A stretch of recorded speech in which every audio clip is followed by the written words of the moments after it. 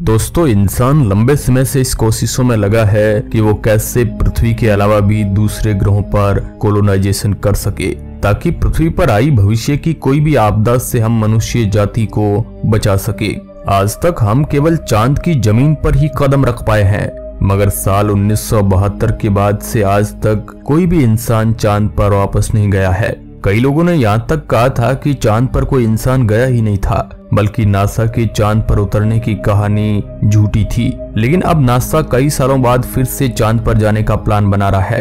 Apollo mission के बाद से अभी तक चंद्रमा पर कोई भी बड़ा इंसानी मिशन नहीं हुआ है, पर अब 1972 के बाद इंसान दोबारा से चांद पर जा रहे हैं। और ये कुछ घंटों का मिशन नहीं होगा, बल्कि इसमें एस्ट्रोनॉट करीब 1 महीने तक चंद्रमा पर रहेंगे और साथ ही वहाँ जमीन के नीचे मौजूद कई रिसोर्सेज की माइनिंग भी करेंगे। दरअसल इस मिशन को 3 पार्ट में भेजा जाएगा।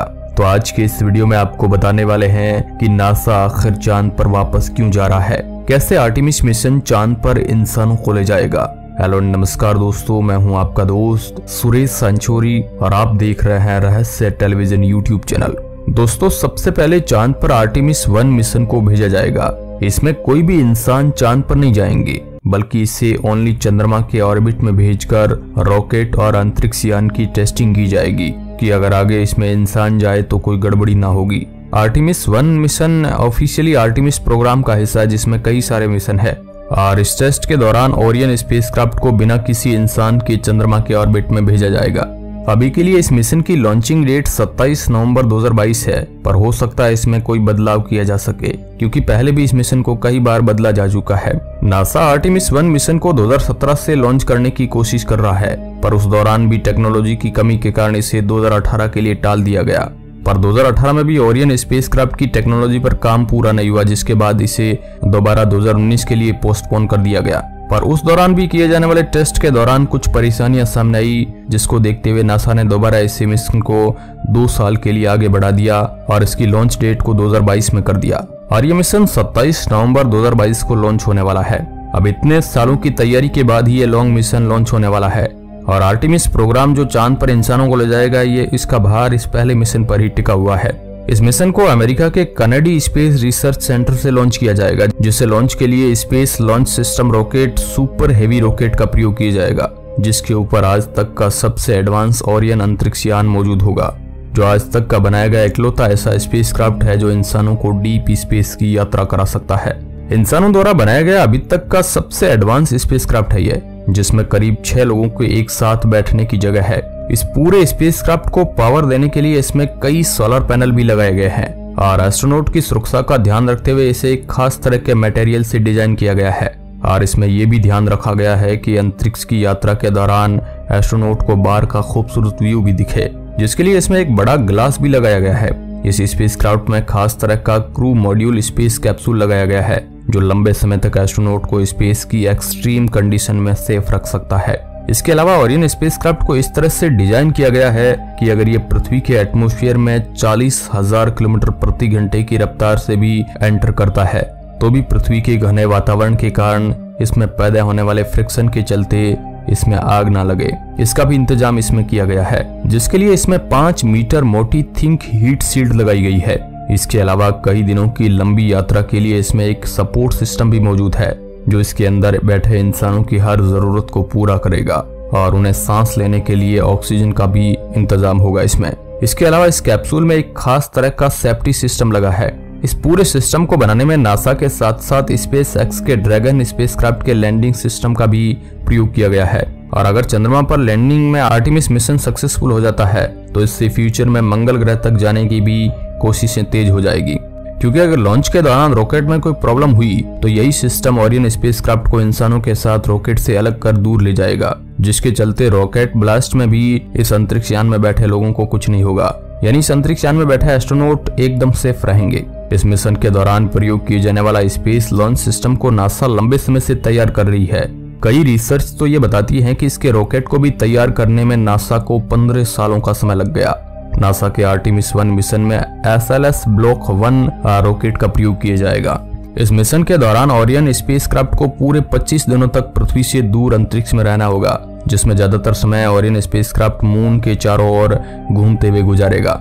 जिसमें इसके सोलर पावर पर चलने वाले थ्रस्टर की मदद से ये अपने ऑर्बिट में बदलाव भी कर सकता है। इसके अलावा आर्टेमिस 1 मिशन में कुछ कैमरा भी लगाए जाएंगे ताकि मिशन के दौरान चंद्रमा के ऑर्बिट में घूमते हुए यह भविष्य के दूसरे जो मिशन जाएंगे इंसानों को लेकर, उनके लिए एक अच्छी जगह ढूंढ सके जहां पर वो लैंड हो सके। यानी चांद पर ऐसी जगह वो ये कैमराज की मदद से ढूंढी जाएगी जहां पर इंसान आसानी से उतर सके। और ये रॉकेट अभी तक के बनाए गए सबसे ज्यादा ताकतवर रॉकेट में से एक है, जो करीब 8.8 मिलियन पाउंड थ्रस्ट पैदा कर सकता है। और इतना फोर्स पृथ्वी के ग्रेविटेशनल एरिया से अंतरिक्ष यान को बाहर निकालने के लिए काफी है। और इतना ही नहीं, इस रॉकेट के जरिए हम मंगल तक भी भविष्य में यात्रा कर सकेंगे। इस रॉकेट को पृथ्वी की स्ट्रॉन्ग ग्रेविटी से बाहर निकलने के लिए ही और डिजाइन किया गया है। और इस पूरे रॉकेट की ट्रांजेक्टरी कई स्टेज में पूरा होगी, जिसमें सबसे पहले कोर स्टेज है। इस दौरान इस पूरे रॉकेट को 25 इंजन पावर देंगे। इसके अलावा इसमें लगा एक थ्रस्टर एक बार में 9 लाख किलोग्राम सॉलिड फ्यूल जला देगा। ये सुनने में भले ही ज्यादा लगे, लेकिन अगर आपको पृथ्वी की ग्रेविटी से किसी भारी भरकम रॉकेट को बाहर निकालना है तो इतना फ्यूल तो चाहिए ही होगा। कई रिसर्च तो ये भी दावा करती है कि ये रॉकेट अभी तक का सबसे ताकतवर थ्रस्ट पैदा करने वाला रॉकेट है, जिसकी टेस्टिंग स्क्रीन पर आप वीडियो में देख सकते हैं। लॉन्च के बाद जैसे ही थ्रस्टर्स का फ्यूल खत्म हो जाएगा तो रॉकेट उन्हें पृथ्वी के लो ऑर्बिट में छोड़ देगा, जिसके बाद रॉकेट के ऊपर लगा ये ओरियन स्पेसक्राफ्ट रॉकेट से अलग होकर चंद्रमा की ओर बढ़ने लगेगा। इस दौरान इसकी स्पीड करीब 40,000 किलोमीटर होगी। नासा ने आर्टेमिस 1 मिशन के साथ 10 और सैटेलाइट भेजने का सोचा है, इसलिए आर्टेमिस मिशन खाली नहीं होगा, बल्कि इसमें सैटेलाइट भेजी जाएगी जो चंद्रमा के पास पहुंचने के बाद ओरियन स्पेसक्राफ्ट से अलग होकर चंद्रमा को ऑर्बिट करने लगेगी और चंद्रमा की जानकारियां वैज्ञानिकों तक पहुंचाने लगेगी। और अगर ये मिशन अच्छे से सक्सेसफुल रहा तो इसके बाद आर्टेमिस 2 मिशन लॉन्च किया जाएगा। अभी के लिए आर्टेमिस 2 मिशन की लॉन्च डेट को 2024 बताया गया है। इसमें इंसानों को चंद्रमा की सतह पर नहीं उतारा जाएगा, बल्कि इसमें एस्ट्रोनॉट को ओरियन स्पेसक्राफ्ट के अंदर तो मौजूद होंगे, लेकिन वे चंद्रमा के चारों ओर घूमकर आ जाएंगे, चंद्रमा की सतह पर नहीं उतरेंगे, क्योंकि ये भी एक टेस्टिंग मिशन होगा जिसमें देखा जाएगा कि इंसान सेफ है या नहीं, और फिर इंसान वापस पृथ्वी पर आ जाएगा। और अगर ये भी सब कुछ सही रहा और आर्टेमिस 2 मिशन के दौरान सभी एस्ट्रोनॉट सक्सेसफुली चंद्रमा को ऑर्बिट करके बाद में पृथ्वी पर वापस आ जाते हैं, तो 2025 में नासा के अगले आर्टेमिस 3 मिशन में ओरियन स्पेसक्राफ्ट को एस्ट्रोनॉट क्रू के साथ चंद्रमा की सतह पर उतारा जाएगा, जो इसका फाइनल मिशन होगा। यहाँ पर आपको ये भी बता दें कि ये मिशन कुछ घंटों के लिए नहीं होगा, बल्कि इस मिशन में एस्ट्रोनॉट को चंद्रमा की सतह पर परमानेंट घर बनाकर महीनों तक रहना होगा।